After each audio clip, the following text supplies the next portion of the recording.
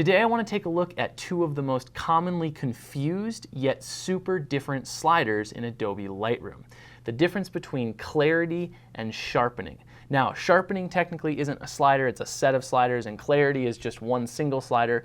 The two of them are mixed up all the time, yet they do very, very different things to your photographs. If you want to learn more specifically about one or the other, check out these videos up here in the corner, as I'll have them linked. But if you want to know the difference, quick and easy, let's go ahead and dive in. So here we are. The first thing I want to go ahead and do is look at the difference just in a very graphical representative form. What I've got here is just an image that I put together in Photoshop with some different square or rectangular boxes on top of one another. And what I want to do first is look at the effect of clarity on these boxes. Now, like I said before, clarity is an effect. It's supposed to convey a certain mood. I think if I had the choice, I would have Adobe rename the clarity slider the punch slider, because you can kind of look at it as the punchiness of the photograph. Let me show you what I mean here. If we increase the clarity, we can see a very obvious change to the photograph taking place, and here's a decrease in clarity, right? Things just look more obvious, more punchy, more intense. A few years ago, the kind of trending thing was grunge photography, right? That kind of like urban grunginess. One thing that brought on that trend was the clarity slider. Clarity gives that grungy, punchy, urban look to it if you increase it. If you decrease it, it gives you a more soft, ethereal look. The point being, though, that at a distance, without zooming in, you can very clearly see the effects of clarity. Now, if I instead look at sharpness, let's take a look at what that does. We're going to scroll down here. And again, watch my video on sharpening if you want to learn actually how to do this. But I want to just use the main slider here, and sharpening is down here on the right-hand side under the detail panel.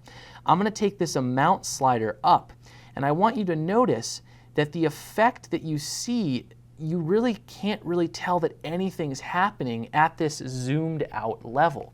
Sharpening is a very, very detail-oriented thing. If we zoom in, sure enough, we can see that the edges are getting a little bit more contrasty or a little bit less contrasty. But honestly, we need to zoom into 3:1, 4:1, like 8:1, really, really far in order to clearly see the effect of sharpening. Now, that is even more compounded when we actually look at a real photograph.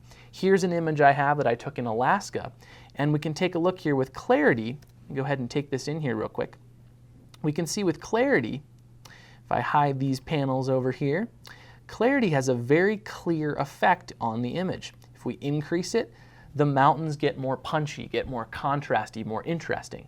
If we decrease it, things get softer and more ethereal. Whereas with sharpening, at a zoomed out level, nothing really appears to change. We need to zoom in really far. Let's go to 1:1 in this instance. We need to zoom in really far in order to see the effects. And you can see it's definitely bringing out that detail. Now, the reason these sliders are different is because they were designed for completely different purposes. Like I said at the beginning, clarity is there to be an effect. It's there to change the appearance of your photographs.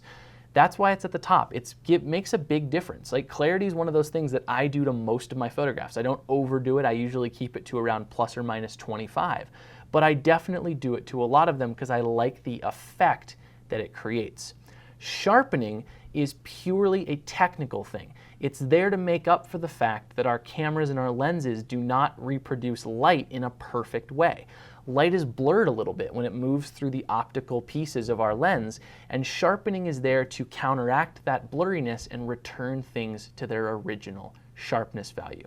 So, clarity and sharpness, while people will say that they both increase the edge contrast of something, which is true, the scope of what clarity does is much more, you could say, broad versus the scope of what sharpening does. All right, so two very different sliders. They're both doing essentially the same thing, just one is on a much broader and obvious level compared to the other. If you like this video, I'd love you guys to hit that thumbs up button. If you disliked it, hit that dislike button. Also, I've looked at our analytics and found out that 86% of the people who watch our videos are not subscribed. So If you want to stay up to date with RMSP YouTube video goodness, once a week videos on Lightroom, Photoshop, camera stuff, studio lighting, whatever it happens to be, hit that subscribe button down in the corner. And if you want to be notified when we post a video via email, you can actually hit the little bell icon next to the subscribe button, and you will be notified every time we post a video. Lastly, if you have any questions, leave them down in the comments section down below, and I will be happy to answer them. Also, if you have any ideas for future videos, leave those down there as well. Anything that you really want to know about in Lightroom, Photoshop, camera-wise, just let me know, and I'll add it to the future video list. Thanks for watching.